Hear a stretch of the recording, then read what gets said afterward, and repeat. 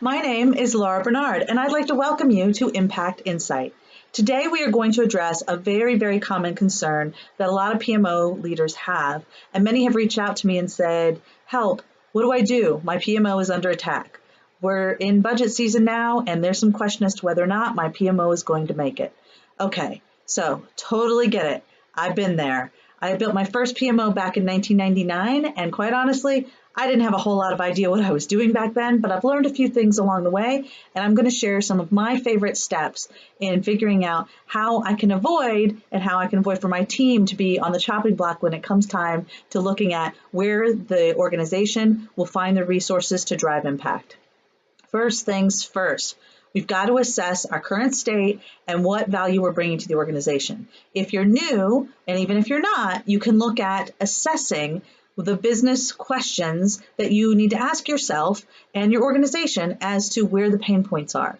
So we've got to understand the business pain points and the why. I always go back to asking, why is the PMO there in the first place? What are the goals, the outcomes that you're creating?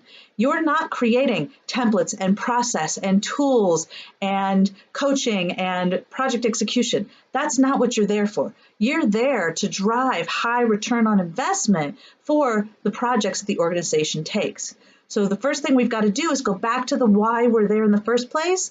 And it's not the things we normally think of. It's not the things that you got to build. It's the things that they want to solve. So go back and look at the business problem that the organization needs to solve, and then figure out what services you can provide that are actually going to address that why statement.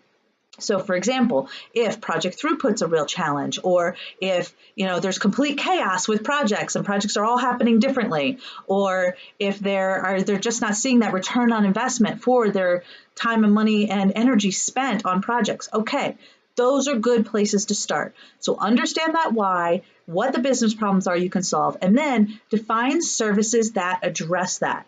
And not only that, but you've got to define services very quickly and easily that can be implemented before everyone gets bored with the concept of PMO and decides you're out of there. And that's one of the things that, just somebody that I was teaching just yesterday said to me, you know what, now I figure out where we went wrong. We just started implementing things that we knew they needed, but we hadn't really addressed what the business challenges were and tied what we're creating and what we're delivering to those business challenges. If you can do that, then you are going to be sure to have their attention, because what they want you to do is solve a business problem. So go do that. Don't make it so complicated. Don't spend months or years building process and putting tools in place and creating templates that nobody's going to want to look at anyway. And I'm not saying you don't need those things, but you just don't need to start there. Find a quick win. Find a way that you can drive impact, and let that story tell itself, and let your champions that you've now gained from solving problems help you tell the story of why your PMO is valuable and why it needs to be there for the long run. Okay, that's it for today. I hope that gives you something to think about. Always go back to the basics of why you're there in the first place and what you can be doing to drive impact and get business return on investment.